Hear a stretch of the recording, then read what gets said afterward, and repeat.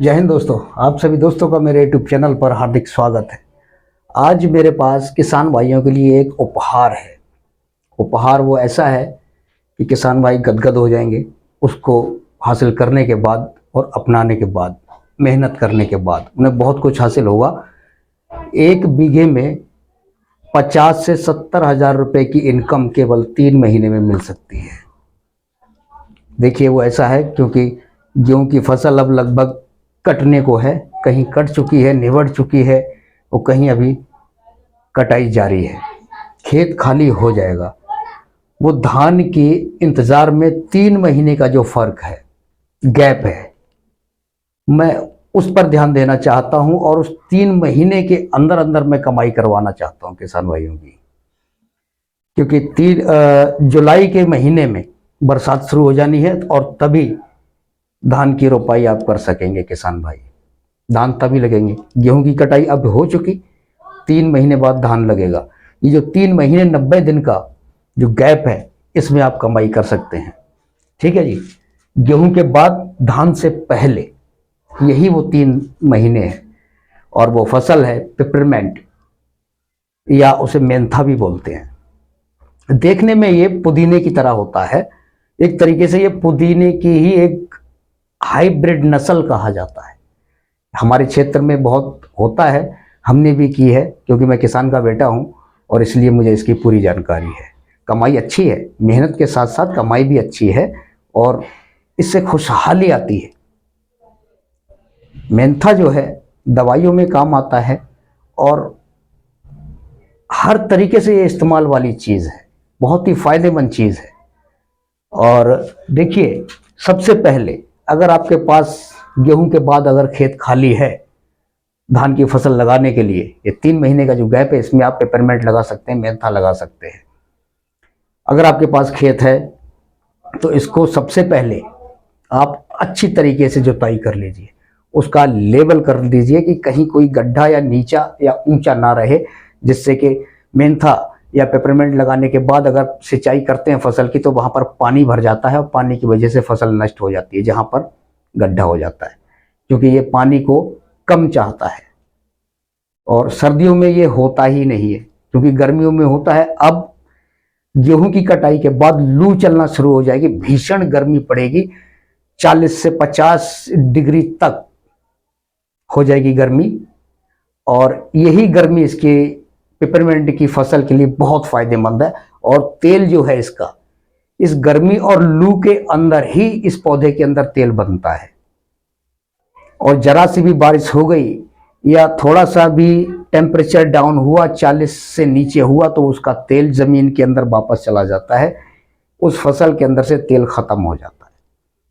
कहना गलत नहीं होगा कि ये जो अब सीजन आ रहा है, जो 3 महीने का, ये बहुत ही फायदेमंद है। खेत को खाली मत ना छोड़ें और इसमें मेंथा पेपरमेंट को लगाएं और लाभ उठाएं।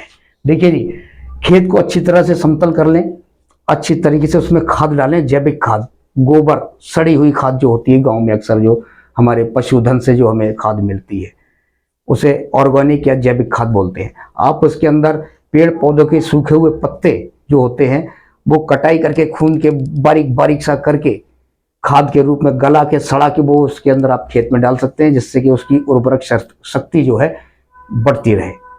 बहुत ही अच्छी खाद होती है ये, घर की बनाई हुई। ठीक है जी।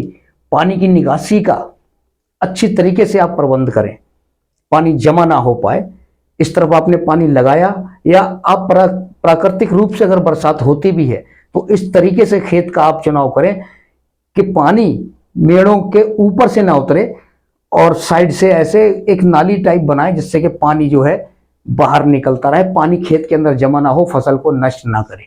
ठीक है जी। जब आप रोपाई करेंगे तो क्या लाइन जो होती है हमारी, ये लाइन जो दूरी है 45 सेंटीमीटर, मतलब 22.5 इंच की दूरी, 22.5 इंच की दूरी एक लाइन से एक लाइन की रखनी है।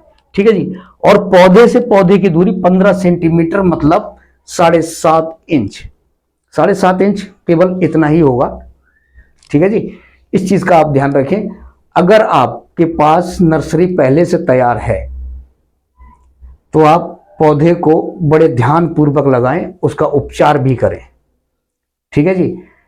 उपचार ऐसा है, उसके अंदर एक टीका आता है, पूसा के भी कई टीके हैं, आरबीआई के भी कई टीके हैं, वो आप लगाएं, जिससे कि पौधा स्वस्थ रहेगा, आपकी फसल स्वस्थ रहेगी।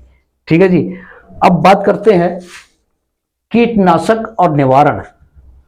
इसमें कीट भी बहुत लगते हैं। पहला है दीमक, ये जड़ को नष्ट कर देता है, जड़ में मिट्टी के अंदर मिल जाता है, जड़ को खा जाता है और फसल पूरे के पूरे पेड़ को नष्ट कर देता है, वो खराब ही हो जाता, सूख जाता है। और अगर इसका प्रकोप ज्यादा है तो पूरे खेत को ही नष्ट कर देता है। ठीक है जी। इसका निवारण क्या है? गोबर की खाद सबसे अच्छा निवारण उपाय है, कोई दवाई काम नहीं करेगी। अगर आपने गोबर की सड़ी हुई खाद को खेत के अंदर जोताई के टाइम पे अगर मिक्स कर दिया तो समझिए कोई कीट नहीं लगेगा इस फसल के अंदर। ठीक है जी। और दूसरी केमिकल दवाइयां भी हैं, मार्केट में उपलब्ध है, बायोसेवियर। ये 200 मिलीलीटर प्रति एकड़ के हिसाब से आपको छिड़काव करना है और इसके अंदर निराई गुड़ाई भी 2 से या 3 के आसपास लगती है इस फसल के अंदर।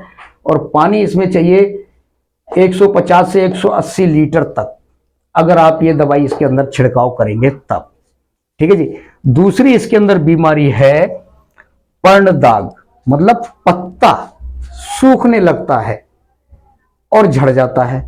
सूख के मतलब 1-2 पेड़ पे नहीं होता, ये एक तरीके से ऐसे कह लीजिए कि ये लाइलाज बीमारी ऐसी हो जाती है, पूरे अगर कहीं एक पेड़ में लग गया तो पूरे खेत को अपनी चपेट में ले लेता है।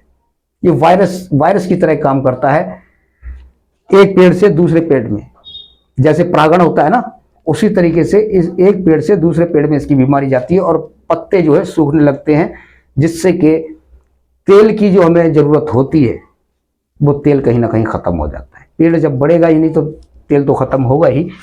दूसरा, इसका जो इलाज है, बायोवेल कंपनी है, उसका बायोटूपर नाम का एक केमिकल आता, दवाई आती है, टीका जिसे बोलते हैं।